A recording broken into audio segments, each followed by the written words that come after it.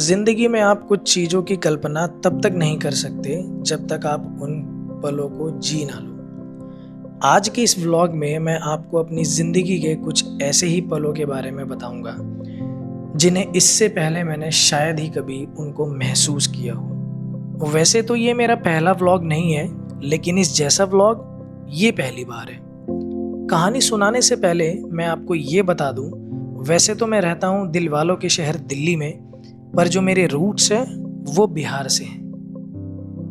एक लड़के की जिंदगी में सबसे बड़ा बदलाव तब आता है जब वो बाप बन जाता है। दिन था 27 जनवरी 2025। वैसे तो मुझे बिहार में होना चाहिए था, पर मैं दिल्ली में था और मेरी वाइफ बिहार में, क्योंकि किस्मत को कुछ और ही मंजूर था और जो डॉक्टर ने हमें टाइम बताया था, मेरी बेटी ने उससे पहले जन्म ले लिया था।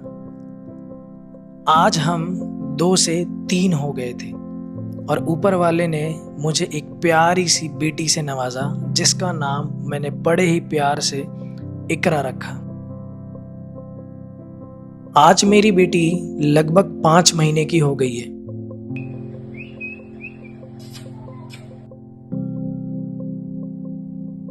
लेकिन मैं उस पल को कभी दोबारा महसूस नहीं कर पाया जब मैंने उसे पहली बार अपने हाथों में थामा था। 9 दिन की है ये। अभी इसको कुछ समझ नहीं आ रहा, अभी तो बहुत शांत है। कुछ दिन बाद सब फोन वोन सब छीन लेगी, सारी व्लॉगिंग निकाल देगी मेरी। वैसे तो उस फीलिंग को बयां नहीं किया जा सकता, लेकिन अगर बात शब्दों में ही करनी है तो मुझे ऐसा लग रहा था कि मेरा पूरा बचपन वापस से रीसेट हो चुका है और अब मेरी जिंदगी में जीने का जो मोटिव वो सिर्फ और सिर्फ इसी के लिए है। जहाँ जो लड़का अपनी बाइक्स के बारे में सोचता था कि मुझे ट्रिप कौन सी करनी है, मुझे कौन से गैजेट्स को लेना है, मुझे लाइफ में क्या क्या अपने ड्रीम्स फुलफिल करने हैं, मैं सब कुछ भूल चुका था। सिर्फ और सिर्फ यही सोच रहा था कि मैं अपनी बेटी को ऐसे खिलौने दूंगा, ऐसे कपड़े पहनाऊंगा, ऐसी लाइफ दूंगा, मैं उसके लिए सारी खुशियाँ लेके आऊँगा जो वह चाहती है। मैं बिहार से अपनी बेटी के जन्म के बाद वापस दिल्ली आ गया और कुछ मेडिकल रीजंस के वजह से मैं अपनी वाइफ को और अपनी बेटी को साथ में नहीं लेके आ पाया। कुछ दिन बीत गए और उसके बाद फाइनली वो दिन आ गया जब मैं वापस अपने गांव गया और अपनी बेटी और वाइफ को लेके आने वाला था। मैडम के लिए इतनी बंदोबस्त हो रही है, वो देखो घोड़े बेच के सो रही है।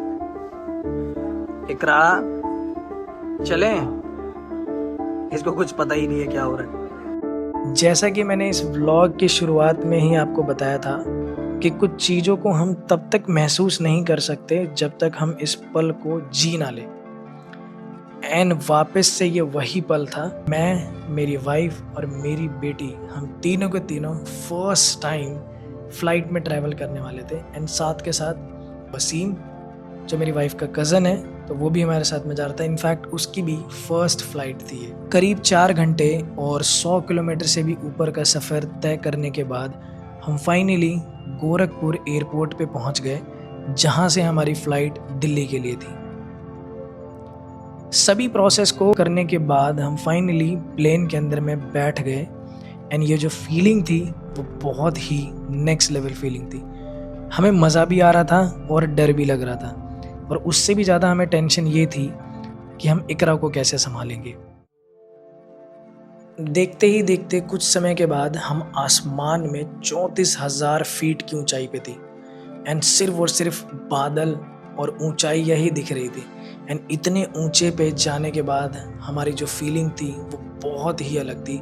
हम सभी आपस में एक दूसरे से बात कर रहे थे कि हमें एग्जैक्टली कैसा फील हो रहा था। टेक ऑफ से लेके उस 34,000 फीट की ऊंचाई तक पहुंचने में सभी की फीलिंग बहुत ही अलग थी, और वहाँ से 100 तरीके की ख्याल दिमाग में चल रहे थे।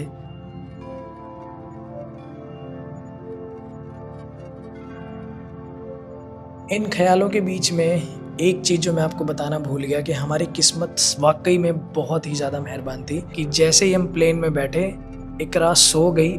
फाइनली इकरा सो गई है और ये नज़ारा एंजॉय करते हुए, और वो इतनी गहरी नींद में सोई कि जब तक प्लेन लैंड नहीं हुआ दिल्ली के अंदर में, वो तब तक उठी ही नहीं। सो दोस्तों, उम्मीद करता हूँ कि आप लोग को ये वीडियो पसंद आई होगी। बिल्कुल दिल से बनाई थी मैंने वीडियो एंड पहली बार कुछ ऐसा मैंने ट्राई किया था।